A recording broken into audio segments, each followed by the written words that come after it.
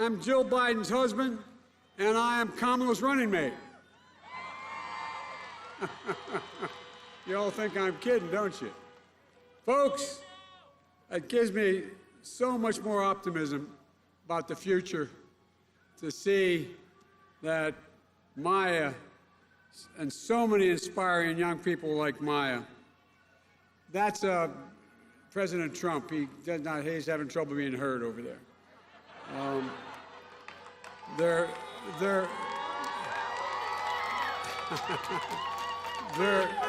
a very polite bunch.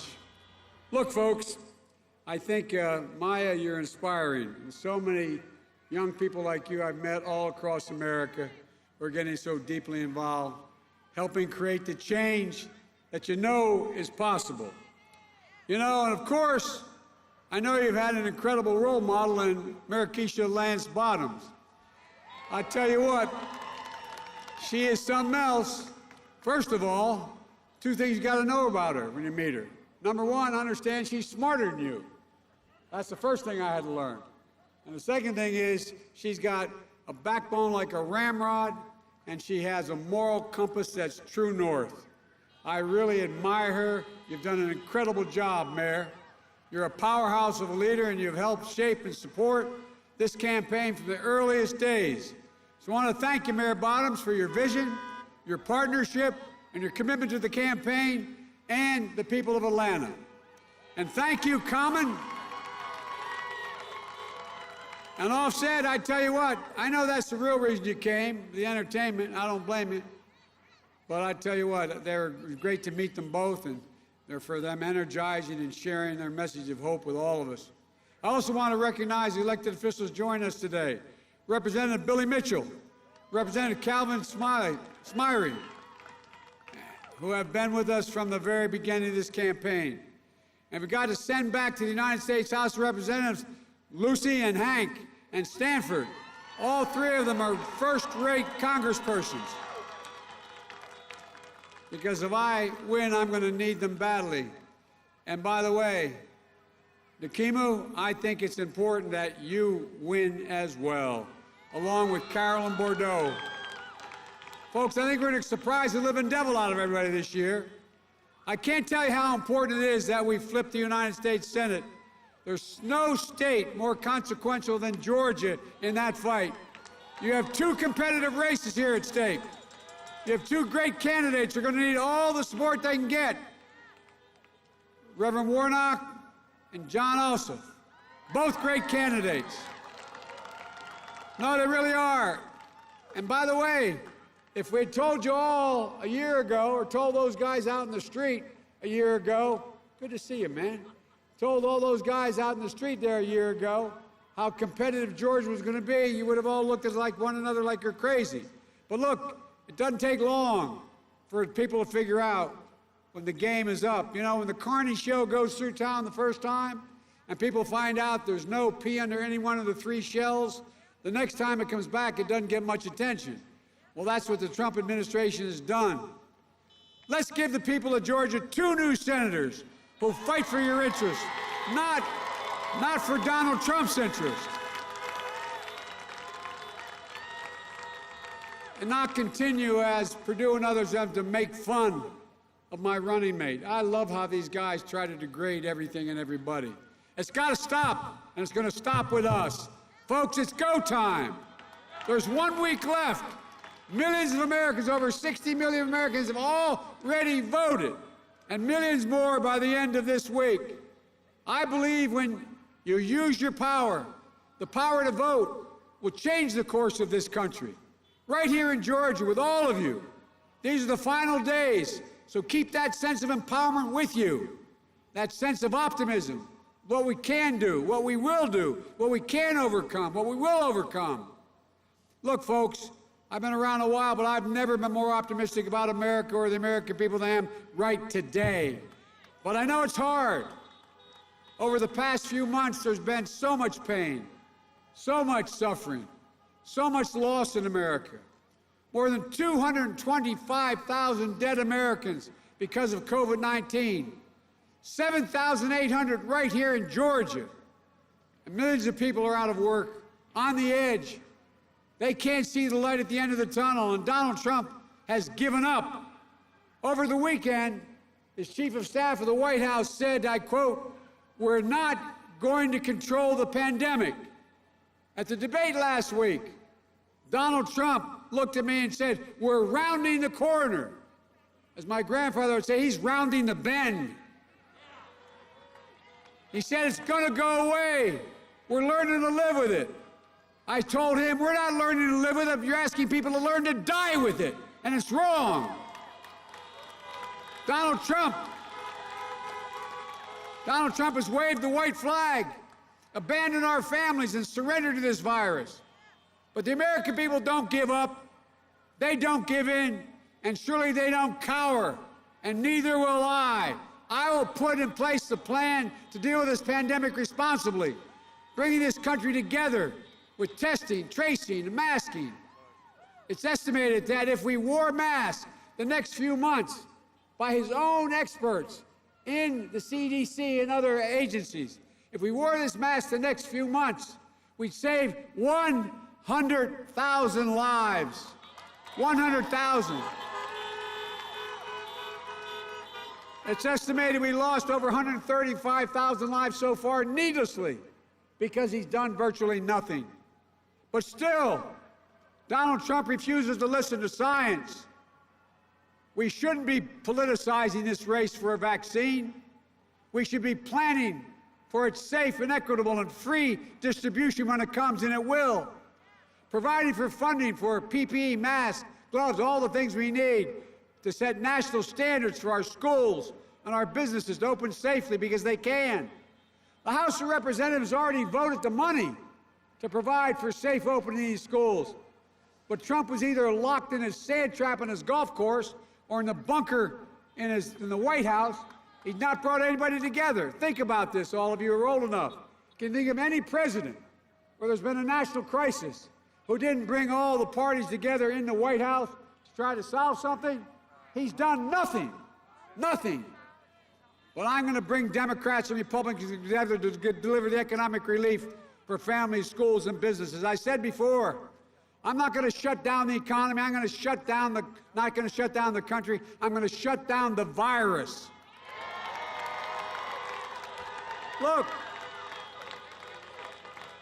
Donald Trump crashed the economy that Barack and I left him.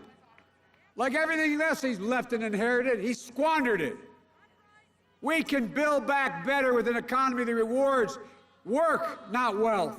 We can do it without raising taxes on the middle class. I guarantee you, no matter what you hear this president lying about, no one making less than $700,000 a year, or it should be $400,000 a year, will have 1 penny in taxes raised. Not 1 penny, it's a guarantee.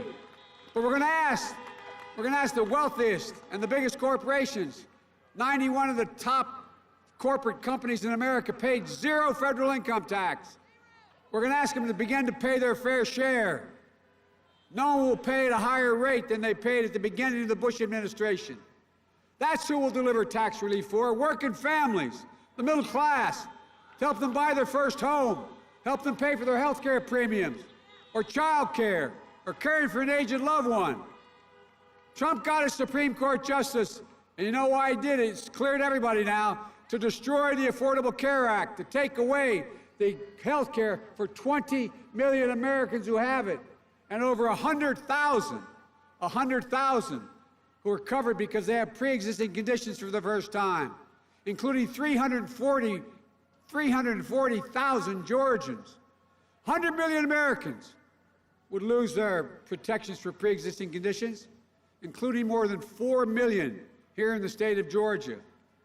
Complications from COVID-19 are going to become the next pre-existing condition because of heart scarring, lung scarring, allowing insurers to jack up your premiums, deny coverage, and women will once again be able to be charged more for their health care just because they're women. Donald Trump thinks health care is a privilege. I think it's an American right.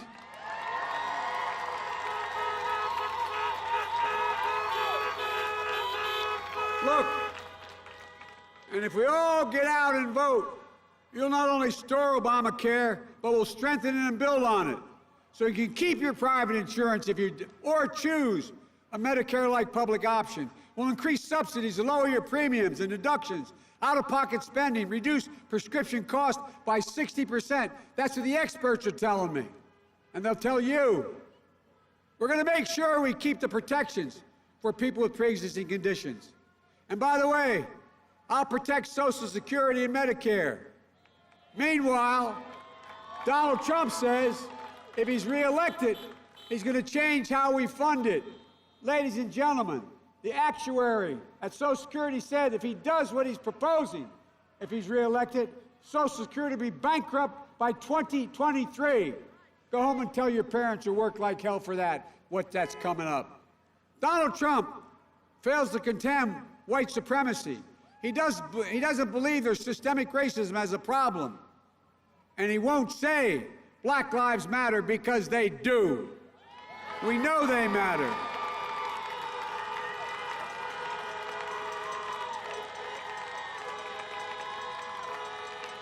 That's why a season of protest has broken out all across the nation. Protesting, though, is not burning and looting. Violence can never be a tactic or tolerated, and it won't. But much of it is a cry for justice from a community that has long had the knees of injustice on their necks. The names of George Floyd, Breonna Taylor, Jacob Blake will not soon be forgotten. Not by me, not by us, not by this country. Folks, they're going to inspire a new wave of justice in America. But true justice is also about jobs, good-paying jobs, at least, as the mayor got done here, a $15 minimum wage and financial stability. We're going to pass a national $15 an hour minimum wage. Nobody should have to work 2 jobs to be above the poverty level. It's wrong. We're going to change it. And by the way, when we do it, what all the experts will tell you, even the Wall Street types, we're going to raise the economy, raise the standard of living for everybody. When folks at the bottom do better, everybody does better all the way up the ladder. We're going to give Black and minority families a real shot to own a home, start a small business, send a child to college debt-free, so they can build wealth and pass on opportunity through the generations like everybody else who's moved to the middle class has been able to do. We're going to invest $70 billion in our HBCUs and minority-serving institutions so students like Maya studying at Howard or students at Morehouse, Spelman, Clark Atlanta University, the future generations of proud students continue to get the very best education. And by the way, in the White House, I've committed there is going to be, in the outreach community, a section of the Divine Nine will be included. That's a promise. You know, I've been told that I kind of grew up with a little bit of chip on my shoulder. Being an Irish Catholic kid in a town that kind of looked down on it, I tell you what, you know, I didn't realize I do, but I realize I do have a chip on my shoulder. When I read from serious people about 8 months ago, something about how if I were elected president, I'd be the first president who didn't go to an Ivy League school in a long time. Like somehow it meant I didn't belong. I know Senator Harris would be the first HBCU graduate to serve as vice president. And I say it's about time a graduate from a state university and an HBCU graduate are in the White House. Don't tell me we can't do it. Because if we're sitting there, you will be there too, I promise you. Folks, I'm optimistic because I know that we can meet the challenge of the climate crisis by unleashing American ingenuity and manufacturing to create millions of new, high-paying jobs, investing in technology and research. Folks, this is all in our capacity. We can do this. You know, there aren't a lot of pundits who would have guessed 4 years ago that the Democratic candidate for president in 2020 would be campaigning in Georgia on the final week of the election.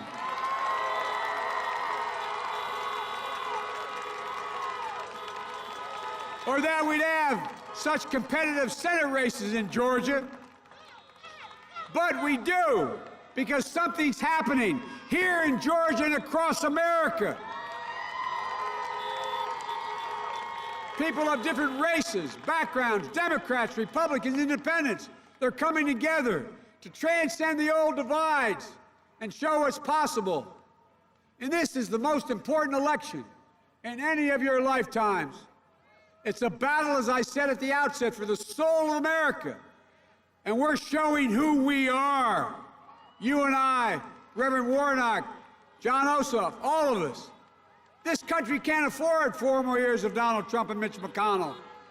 They can't afford 4 more years of leaders who think they're the only responsible for people who vote for them. Folks, I don't see America that way. This has to change. It will change with me. Every American, including the guys on the other side of the fence, will be seen and heard and respected by me. If elected president, there will be no red states or blue states. There will only be the United States of America.